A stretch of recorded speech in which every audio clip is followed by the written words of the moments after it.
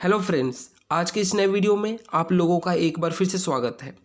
दोस्तों, आज के इस वीडियो में इम्पॉर्टेंट क्वेश्चंस डिस्कस करने वाला हूं आप लोगों के साथ, जो कि आपको एसएससी के एग्ज़ाम में बहुत ही ज़्यादा हेल्प करने वाला है। और सिर्फ एसएससी ही नहीं, अगर आप बाकी के किसी भी गवर्नमेंट एग्ज़ाम में बैठने वाले हैं तो दोस्तों इस वीडियो को आप लास्ट तक देखिए, क्योंकि इसमें जो भी क्वेश्चंस आपको आपके साथ डिस्कस किए जाएंगे वो पीछे के एग्ज़ाम्स में पूछे जा चुके हैं, और नहीं तो आने वाले एग्ज़ाम्स में इनके आने की संभावना बहुत ज़्यादा है। और दोस्तों, वीडियो पसंद आए तो इसको लाइक कीजिए, कमेंट कीजिए और ज़्यादा से ज़्यादा शेयर कीजिए। और अगर चैनल पे पहली बार आए हैं तो दोस्तों चैनल को सब्सक्राइब कीजिए। और अगर इस वीडियो का पीडीएफ आपको चाहिए होगा तो हमारे टेलीग्राम चैनल को ज्वाइन कीजिए, लिंक आपको डिस्क्रिप्शन में मिल जाएगा। Who decide the number of जजेस in high court? High court में कितने जजेस होंगे ये कौन डिसाइड करता है, इसका फैसला कौन करता है? तो दोस्तों इसका फैसला भारत के प्रेसिडेंट करते हैं, राष्ट्रपति। और दोस्तों इस वक्त भारत के राष्ट्रपति कौन है? तो दोस्तों इस वक्त भारत के राष्ट्रपति हैं Shri Ramnath Kovind. What type of party system has been evolved in India? दोस्तों पूछा जा रहा है कि भारत जब आज़ाद हुआ, एक देश बना, तो उसके बाद से भारत में किस तरीके का पार्टी सिस्टम इवॉल्व हुआ है, मतलब किस तरीके का पार्टी सिस्टम चलता है भारत में। तो दोस्तों क्या भारत में एक पार्टी है? नहीं। दो पार्टी है? नहीं। भारत में बहुत से पार्टी हैं, यानी कि भारत में मल्टी पार्टी सिस्टम चलता है। अब जैसे यूएसए में दो पार्टी है, डेमोक्रेट और रिपब्लिक, तो वहाँ पे टू पार्टी सिस्टम है। चाइना में सिर्फ एक पार्टी है, कम्युनिस्ट पार्टी, तो वो वन पार्टी सिस्टम है। लेकिन अपने भारत में एक दो नहीं, कई सारे पार्टी हैं, तो इसलिए यहाँ पे मल्टी पार्टी सिस्टम चलता है। Who appoints the chief election commissioner? Bharat के चीफ इलेक्शन कमिश्नर को कौन अपॉइंट करता है? तो दोस्तों इनको अपॉइंट करते हैं भारत के प्रेसिडेंट। और दोस्तों इस वक्त चीफ इलेक्शन कमिश्नर कौन है आप कमेंट करके बताइए। और दोस्तों चीफ इलेक्शन कमिश्नर या इलेक्शन कमीशन का क्या रोल है, क्या पावर है, वो आपको आर्टिकल 324 में मिल जाएगा। Why was the panchayati Raj system adopted? हमने पंचायती राज सिस्टम को एडॉप्ट क्यों किया? क्योंकि दोस्तों to decentralise the power of democracy. अब दोस्तों डेमोक्रेसी का मतलब क्या होता है कि to the rule by the people, मतलब लोग खुद को रूल करेंगे through the their elected members. But दोस्तों अगर हम ग्रास रूट लेवल तक पावर शेयरिंग को पहुंचाना चाहते हैं तो हमको पंचायत बनाना पड़ेगा, यानी कि निचले लेवल पे भी, गांव के लेवल पे भी लोग अपने आप को खुद से रूल कर पाएँ, जो उनकी प्रॉब्लम्स है उसको वो खुद सॉल्व कर पाएँ।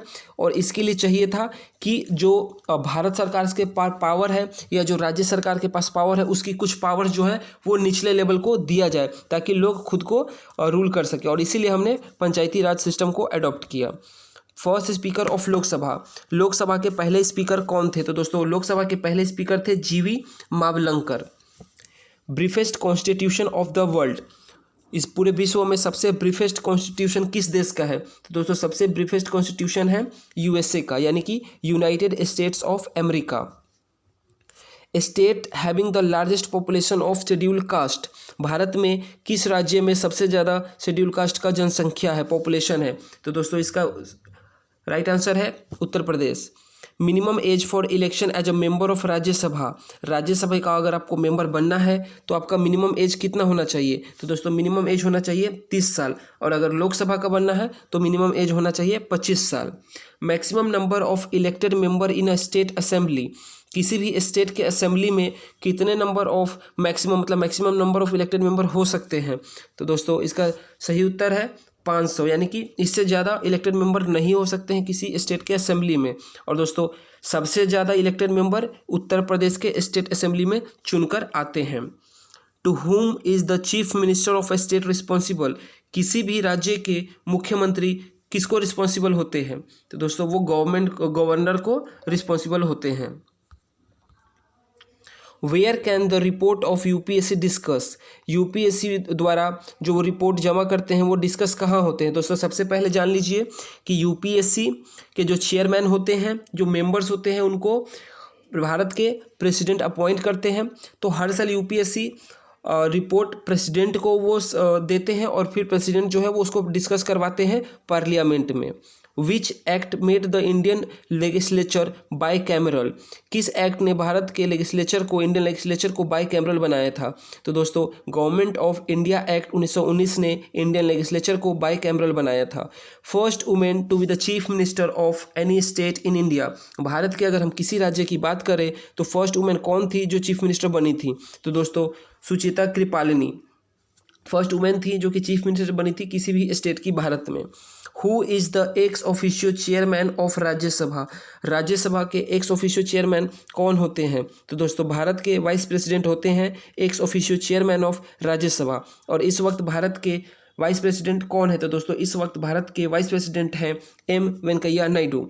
Under which act was the Supreme Court set up, Supreme Court किस एक्ट के तहत स्थापित किया गया था? तो दोस्तों सुप्रीम कोर्ट रेगुलेटिंग एक्ट के तहत स्थापित किया गया था।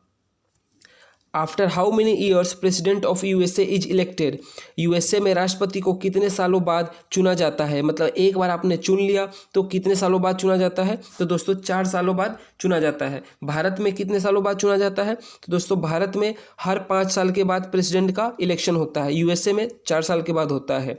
और दोस्तों भारत में प्रेसिडेंट कितने भी सालों तक रह सकते हैं, जब तक कि उनको बार बार चुना जाएगा। लेकिन अगर हम यूएसए की बात करें तो वहाँ पे एक प्रेसिडेंट सिर्फ 2 ही बार प्रेसिडेंट रह सकते हैं।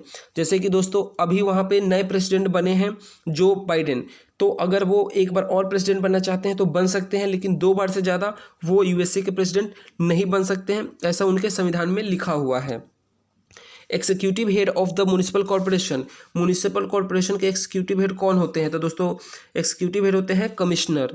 How the constitution describe India, दोस्तों भारत को यानी कि इंडिया को कॉन्स्टिट्यूशन में किस तरीके से डिफाइन किया गया है, डिस्क्राइब किया गया है?